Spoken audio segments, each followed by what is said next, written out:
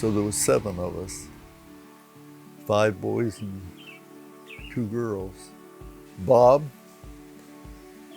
and Dick, me, Ed, Bill, and then Martha and Esther, and then Freddie. We called him Freddie. His name is Fred Jr., but we always called him Freddie. I still call him Freddie today. If he calls, I'll say, "What are you doing, Freddie?" He enjoyed that. Yeah, if I sit and think about it a little bit, I can think of some of the things that happened back on the farm. We had an outhouse out by the, it was right on this side where we kept the chickens. We had an outhouse sitting there. I suppose it was about a couple 100 feet from the house. We would go out there in the wintertime, go to the bathroom. You didn't stay in there very long. When it was cold, the seat was cold too. So you didn't sit there very long. You do your business and get out of there, head back to the house. So I don't know how many years we did that before we got a bathroom in the house. Things were rough on the farm for quite a while. We didn't have electricity either. We had oil lamps, and then I don't know how many years it was before we got electricity back in there. And we didn't have a telephone for probably 6-8 years. We'd go to the neighbors, that's about a mile and a half away if we wanted to use the telephone. So it wasn't easy back in those days. Bob and I slept in the same bed. We had double beds, and when it was cold, our house, you could see through the cracks of the house. And in the wintertime, the snow would blow in there. It'd blow right in our room. And whenever it was real cold, Mom would say, "You guys, you and Bob, put Freddie in the middle so he can stay warm." Well, we'd get him in the middle, and then we'd pull the cover overhead, and one of us let off some gas or something. And he accuses me yet today that that's what's the matter with him. If he has any problems, he says, it's because of Bob and Dick, because they always pulled the cover over my head and then let off gas. See me cutting little Freddie's hair here? He's looking around grinning. I don't know what he's grinning about it. I should have just shaved his hair all off. He's laughing about it there.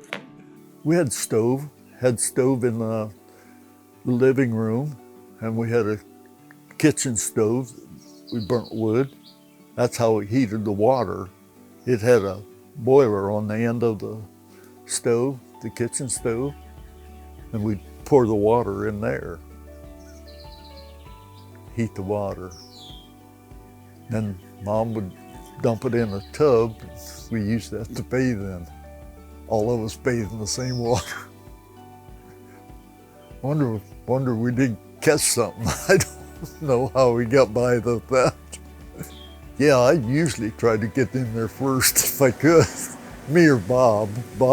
He was older than I was, and he'd get in there and kick me out, take his bath, and then I'd get mine. Mom said, "Well, you guys get your bath and I'll take care of Freddie." She always called him Freddie too. I remember one time we went to the neighbors, and on the way back, we had to go between 2 woods back there. We heard something in the woods. We thought it was a bear or something, you know. It made a terrible noise. We took off and running. We got between both woods, so something didn't come out of the other woods at us. You know, we'd run as fast as we could run, get back to the house. And after that, we always tried to get home before it got dark. We had a wagon. We'd take it up in the orchard. We had an orchard right behind the house. We'd take it up on the hill. 2 or 3 of us would get in the wagon. We'd ride down the house. down past the house, the edge of the house. One time we was doing that, there's 3 of us in the wagon. Mom came out, she said, "You kids be careful, because if you hit the house, somebody's gonna get hurt." The next trip down the hill, there was 3 of us in the wagon. Ed broke his arm. So that ended the coming down the hill in the wagon. They were dirt roads back then. And if the road was bad, well, the school bus wouldn't come down. So we used to have to walk about half a mile across to catch the school bus. Well, sometimes if we didn't want to go to school, we'd hide behind a tree over there and the school bus would come. And then after the school bus left, we'd go back to the house and tell Mom we missed the bus. So she got a hold of the neighbor lady over there and she said, "Will you watch them kids and see whether they're hiding from the school bus or not when he comes down the road?" And she said, "Yeah, I'll keep an eye on them." So one other time we went over, we didn't want to go to school that day, so we got hid behind a tree over there. Next time she seen Mom, she said, "Them kids are hiding from the school bus." So I hate to tell all this stuff. Makes me feel guilty about it. Grandpa Reamsnider, my dad's dad, had a cigarette maker. And Bob had got some corn husk. And then you put that stuff in there and it would roll them up tight. So he made one. Fred wanted to try it. He wanted to see how the cigarette tastes. He got sicker than a dog when he sucked that corn husk in. So he goes down to the house. And Mom says, "What's the matter with you?" He said, "I don't know what's the matter with me." And she said, "Did Bob give you something?" And he said, "Yeah." She said, "What was it?" He said, "He gave me a cigarette." She said, "I'm going to have a talk with him." You didn't argue about what you had to eat. We had chicken every Sunday. I kind of got tired of it after a few years, when you have chicken every Sunday. But we either ate chicken or we didn't eat any meat. Mom would say, "Go out and get the biggest rooster you can find." So we'd go get a rooster, cut his head off, and then hang him on a clothesline and let the blood run out of him. She had a big bucket of boiling hot water. You would dip a chicken in that water and then pull his feathers out.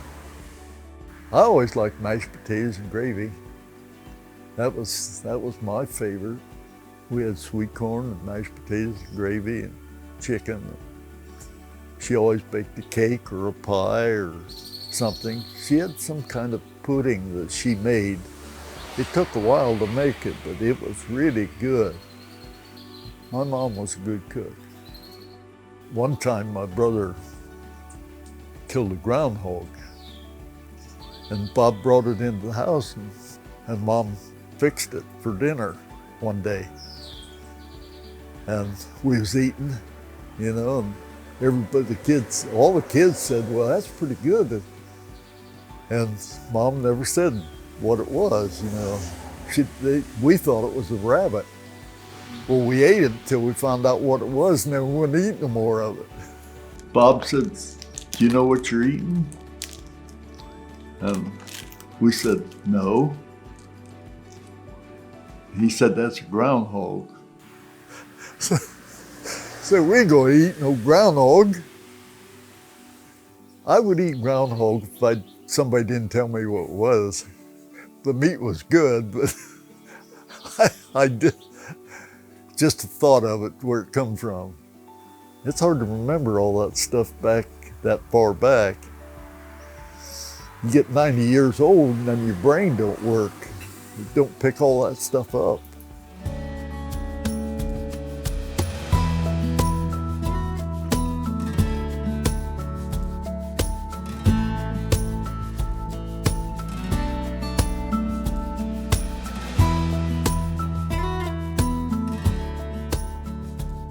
How do I remember I got Joyce the first time?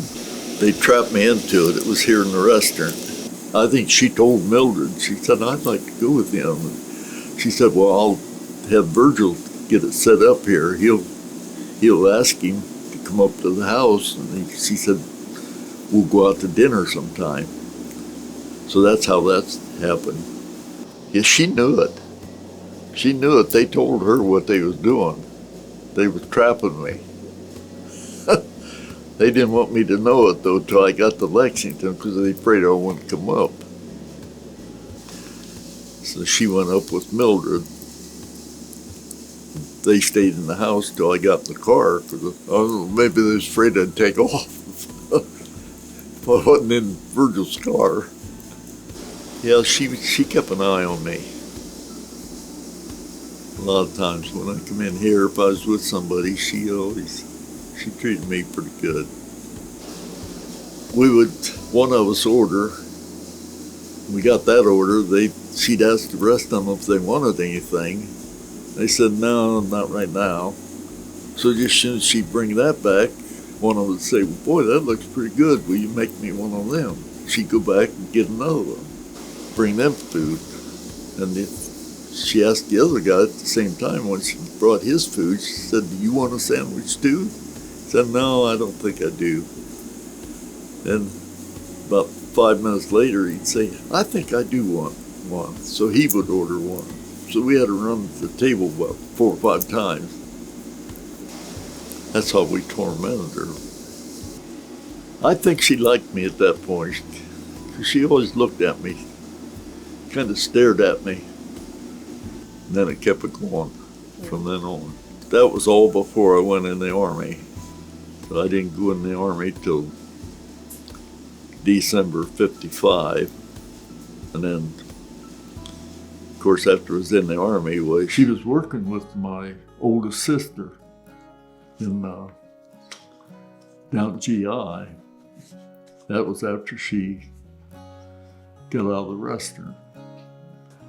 I only went with her a couple times before that, the time when Virgil Mildred trapped me into going with her. And she asked my sister, she said, do you care? You think Dick would care if I wrote to him in the Army? And she said, well, he probably wouldn't, but I'll ask him. So she wrote me a letter and asked me if Joyce could write. That's what I thought. Maybe she'd send me a letter or two while I was over there. I told my sister, I said, no, if she wants to write, let her send a letter. But I didn't know she'd send one every week. She sent me a letter every week. I had a ton of letters from her. So that's how that all got started. And that was 5 years before we got married. Yeah, none of us volunteered to go in, but Bob was drafted first, and I thought, oh boy. I didn't think I'd have to go, but I did. Yeah, I got drafted just shortly after my brother come back from Korea. I think it was only about 2 weeks he was home when they drafted me. December of 1955 is when I went in the Army.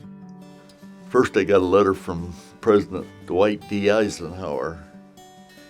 He says, I'm inviting you to join the Army of the United States of America. I could have been in the Navy. I was standing in a line, and they come down the line. Army, Navy, Army, Navy, Army, Navy. I said, please don't put me in the water. Because I didn't know how to swim or nothing. I said, get out on the water, you might have to swim sometime. I didn't know how to swim. They got down to the guy next to him, they said Navy, and I said, oh, I took a deep breath. They said the Army. I said, good, I'll serve in the Army. I'm tickled to death I didn't get to the Navy. I never had a chance to swim when I was a kid. I still can't swim to this day. They take you to Columbus, give you a dozen shots. I don't know what kind of shots they give you when they send you overseas, but they give you shots in both arms. You just stand in there and they come by and give you a shot. After we were in Columbus, it was only a couple days, and they gave us order to go to Mansfield. And before they went into service, you had to meet up there, and then you loaded the bus up there. And they took us to Columbus, and then they flew us to St. Louis, Fort Leonard Wood.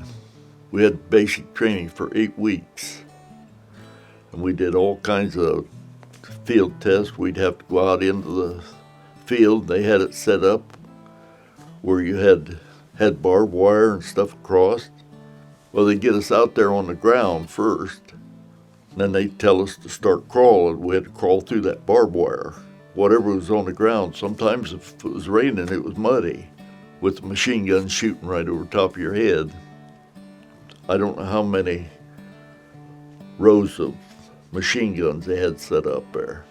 I forget how many times we had to do that to make sure we had it in our brain not to stand up when machine gun was shooting. I never seen nobody raise up either, because they knew what was going to happen if they raised their head up too high. Every morning we got up, we had to go do 20 chin-ups before we could eat breakfast. I didn't even know what chin-ups was when they first started it. I said, oh, that's what they call chin-ups. Had that bar standing up there and a rod across the top. I didn't have any trouble because doing things around the farm, my arms was pretty strong. I had trouble just getting up on the bar. I could jump up and grab it, and then I could do my 20 chin-ups. I did that because I was hungry. I'd be the first ones in there to eat after. I got a sharpshooter's medal I wore on my uniform. They have a rifle range. We had M1 rifles. And you take your M1 and get out there and lay down on the ground. So they put targets clear across out there, and there'd be maybe 20 of us target shooting at the same time. I got a medal for that. I hit the target pretty good. The only time I was shot at the farm was when I shot a squirrel and I had the shotgun sitting on my shoulder and it slipped my eye. Mom said, "You are not supposed to set that on your shoulder. You're supposed to put it up against your shoulder." I said, "Well, I know that now." I got back to the house and Mom said, "What in the world happened to you?" I had blood running down my face. She said, "Well, I said, I shot a squirrel." She said, "Well, it looks like you shot yourself." But I got the squirrel. After basic training, I went to Fort Knox, Kentucky. That's where I took my mechanic training. I had 6 weeks down there before I went overseas. No, I never had to take an engine apart when we was on the farm. Well, most of the time on the farm we had horses. So they didn't have coils and stuff in them. I don't know how they pick you. I think probably where you came from, whether you were a city slicker or a farmer. They knew if you was a farmer, you had to work on that different types of machinery. From Fort Knox, we flew to New Jersey, and I figured I'd be in Korea. But I was tickled to death when they told me I was going to Germany. I didn't like that trip going to Germany either. And then we got on an old military plane. It was an old one. It kind of vibrated when we was going down the runway, and some of the guys was looking around and said, "I wonder if this thing's even going to get off the ground." It took us 6 hours to get over there. We was in the air about 4 hours. One of the engines stopped. Fire flew out of the engine stopped. They told us to fasten our seat belts. I thought sure we was going down. And then he come back on a little bit later and said, "If the other engine doesn't stop, we'll make it in." He said, "We got about 2 hours." He said, "Leave your seat belts on though." I never took my eyes off of it. I watched that engine the whole way in there. That gets your brain stirred up, when you're thinking about that. You're sitting there watching that crazy engine. So that was kind of scary before we even got there. If you got your mind on something, you can do it. You know, if you're not thinking about all the things that happened at home and what they're doing at home and stuff, if you're working with something, it takes your mind off of what. That's the reason I like to keep busy when I was over there. I'd go to the photo shop, or the guy that helped me develop all the pictures, he was German, but he spoke English pretty well. I could understand him good enough. I couldn't speak German. He was interesting. He helped me a lot in the Photoshop. This is the one I had on my locker over in Germany. What a grandma, 1956 I got on there. That's when I painted it in one of my letters. I said, asked her if she had a negative of herself, and I said, would you send it to me? She said, sure. So I sent it over. I sent her a lot of pictures then. After that, she wanted me to blow up some pictures and stuff. I think she sent me some film, different types of film. She wanted them blowed up a little bit, so I'd blow them up and send them to her. A lot of times I was standing at the locker door, I had the locker open, and was standing, and I was right in front of her. So a lot of the pictures I got don't show her. She was hanging back here. And that's when I developed most of my pictures. I spent a lot of time on the weekends developing pictures. So I stayed busy, and I started an automotive shop over there. There's families that lived in some of the barracks that their husbands were in the service. My boss he come to me and asked me if I would start an automotive hobby shop. They had a building that the civilian vehicles, they could bring them in and work on them. But there had to be a military person there to, to unlock the building and stay there with them and watch them, or even help them. I helped them a lot of times. They put brakes on the cars, if the brakes were bad. Different things like that, help them change the tires. We had racks there, you could put them up on the rack. So there's a lot of people I had to help. Some of them I just did the work. They couldn't get it in their head what they had to do. Then the time we went up into the woods was heading for battle. They don't give you any warning. They just tell you to get your truck packed, and we had to get them all packed, get our trailers hooked up, get all the ammo in the trailers, get the ammo for the machine gun. And I had a gunner. You got your choice to pick these guys. And I picked a young guy that did some work in the Photoshop with. I asked him if he wanted to be my gunner, and he said, sure. So he was my gunner. I can't tell you how many miles it was. It seemed like it was a long ways up to the border. Had to get in the woods. We had all our vehicles in the woods and had camouflage nets over top of them. We had a convoy of trucks. I never counted them. I know there was a bunch of them. I forget how many tanks we had out there. There was probably 18 or 20 tanks. So we sat out there for a month, in 2 weeks in December, 2 weeks in January.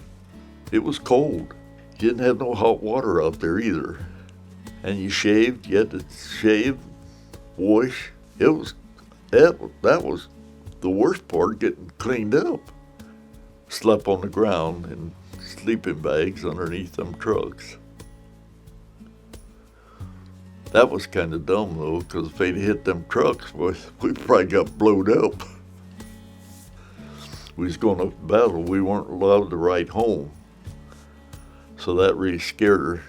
After I got back to camp with it, got a bunch of mail, I wasn't allowed to write for 30 days. She thought I was mad at her. She wrote a letter, because she'd write every week and I wouldn't answer. We wasn't allowed to write home or call home or anything. And my parents wondered what was happening too, because they said, how come you haven't written to us? And I said I wasn't allowed to. So we just had to wait out there and see till they got it settled whether we'd go in or not. That was a lot to think about for 30 days. You didn't know when you was going to get shot at. That was the most scary thing in the trip. Other than that plane ride over, that was scary. They give us an option, yeah. Whether we wanted to fly home, all of us had the option whether we wanted to fly or take the boat home. Right away, I chose the boat because I didn't want to get back on that airplane, especially if it was the same one. And then after we got on the boat, we were in the front of the boat, the nose of the boat. You weren't allowed to go up on deck. If the sea was calm, you could go up on deck. We was out in the middle of the ocean where you couldn't see nothing. I thought the boat had stopped. I said, "Is this thing's moving?" And they said, "Yeah, it's moving. You couldn't see the water changing." That was about the second day out. You couldn't see no land anywhere. We were just out there in the middle of the ocean. I thought it was just sitting still. They said, "No, it's moving." And then we hit some rough water. And they had the bunks bolted to the floor. I said, "Why they got this thing, everything bolted down? There was seat belts on the bunks." The guy, the officer who was with our group there, he said, "You had to if you wanted to stay in bed. You wouldn't been able to sleep on there." We didn't sleep much anyhow when it was going up and dropping back down in the water. Because when that thing went up on them waves, you know how heavy a boat would be. Once the wave went down, you know, the thing would just drop. It just about take your breath when it done that. But it did that for 2 days. And I know a lot of the guys really got sick. And they told us, they said, if you start to get sick, eat a lot of crackers. I probably ate 2 boxes of crackers on the way home. With 2 days like that, and then it storm, whatever it was, it caused all the waves. It kind of subsided, and then it wasn't too bad the rest of the way in. I thank the Lord for that. Anyhow, we did go up on deck a few times, just to look at the ocean, you know. As far as you can see, all you can see is water. I think it took about 7 or 8 days. I forget just exactly how many it was. But I could have flew back in a day, and I said, "Nah, I got plenty of time. I'm going to wait on, take the boat back." At least we didn't drown. I said, Craig, after it started that, I said, "Man, we're going to mess around, get drowned out here." The way that thing was bobbing up in the air. Joyce wanted to come and get me. She wrote in my letters several times. I don't know if you read any of them letters or not. She said she'd have her sister and her husband bring her down to get me. But she said, "If your folks are going to get you," she said, "that's okay." She said, "But if they can't come and get you, I'll get them to come down and get you." And that was 4 years before we were married. That's how hard she was after me. This is her graduation picture.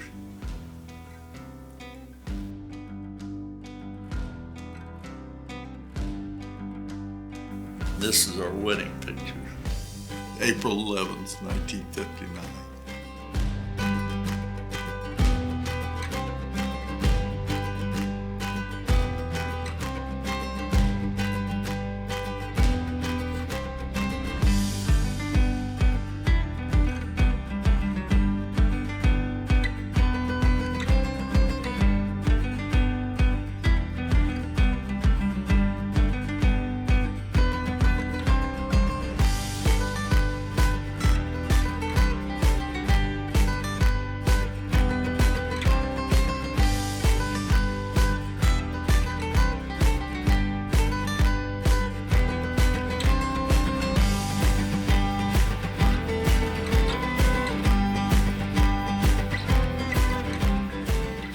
That was a long time ago. That's hard for an old man to remember back that far.